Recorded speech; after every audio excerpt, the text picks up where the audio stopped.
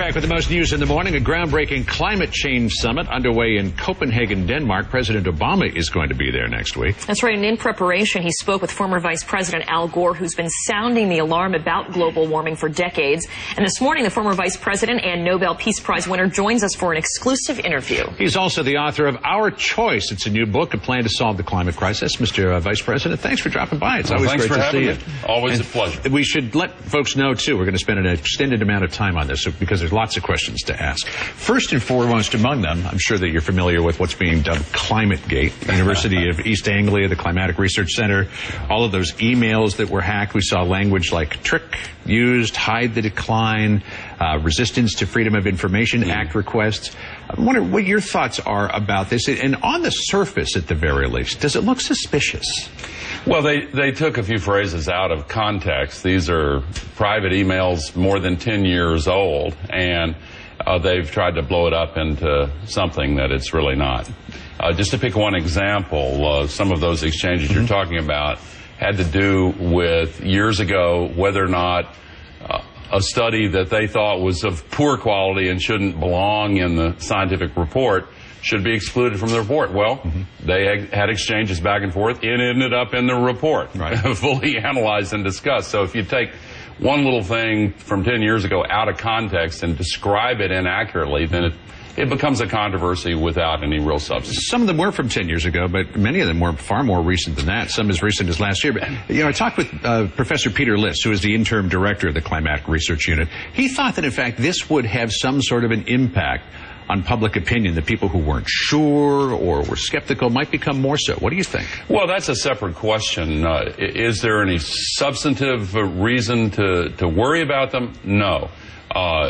Does the noise machine of the climate deniers blow them out of proportion and fool some people into thinking they have substance? Well, that's another matter, and I don't know how to respond to that. Over time, the scientific process whereby all these scientists pick over every detail openly and fully, that process works, and that's the process they followed. You know, it's interesting in some parts of the book you talk about how it was harder to prove concrete or to have concrete examples several years ago, but as we've progressed in the years, it's gotten easier and easier to point to data suggesting this. Yet there are still people like Senator Inhofe, who's going to this Copenhagen summit, who says that it's the greatest hoax ever perpetrated. And when we talk about public opinion, it's dropped a little bit in terms of whether or not global warming is caused by humans. In fact, we asked it last year, 54% believed that. We asked it just last week, and only 45% believe it. Is it frustrating for you to think that perhaps less people believe humans are responsible for at least some of our climate change? Well, again, if you put it in a longer context, 10, 12 years ago, when the last of these big meetings took place, virtually no heads of state went. There was still a raging debate on points that have long since been settled. Now, more than 70 heads of state are going to be in Copenhagen. They're close to getting a final agreement. It'll probably be finalized next year after the political agreement that's expected next week. But to the first part of your question, there's an air of unreality about the discussion of arcane points from emails from long ago. The North Polar ice cap is melting before our very eyes. It's been the size of the continental United States for most of the last 3 million years, and now suddenly 40% of it's gone, and the rest of it is expected to disappear within 5, 10, 15 years. The mountain glaciers all over the world are melting, many of them at a greatly accelerated rate, threatening drinking water supplies. We've had these record storms, record droughts, floods, giant fires, unprecedented, all over the world. The evergreen trees of the American West are dying by the millions because the warming trend is making them vulnerable to pests that they could resist in the colder weather in which they evolved. Climate refugee flows are beginning and could reach the hundreds of millions, destabilizing political systems around the world. Sea levels are rising. These changes are now beginning to unfold right in front of our eyes. And the fact that they're distributed globally causes this problem to masquerade as an abstraction. It's not an abstraction for those who are being affected, nor would it be for our children and others who will be affected unless we take action now. And it's interesting that you say it's not an abstraction. In your book, Our Choice, you also talk about what needs to be done, and moving forward, you say that you have to overcome changing the way we think, the cost of carbon, and the political obstacles. Yeah. Right now, one of the political obstacles in the way is this economy. A lot of people are out of work. A lot of people are saying, we can't afford to do anything right now. What do you say to that? Well, there's been an interesting consensus building around the world that actually one of the best ways to create millions of good new jobs and stimulate the economy is by investing in green infrastructure.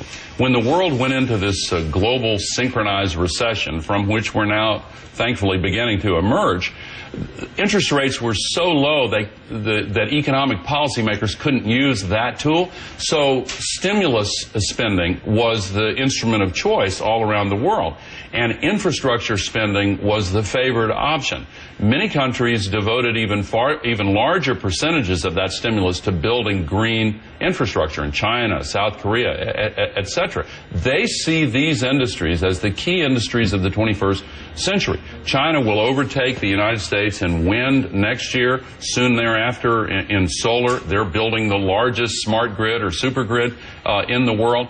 We have an opportunity to take these new jobs that are going to be created and plant them in local communities here in the United States and create millions of them. They can't be outsourced. Right. You know, in the book, you lay out sort of a blueprint for how we can solve some of these problems. And you talked about solar and wind, but that can only handle a percentage of things. You also talk about nuclear power.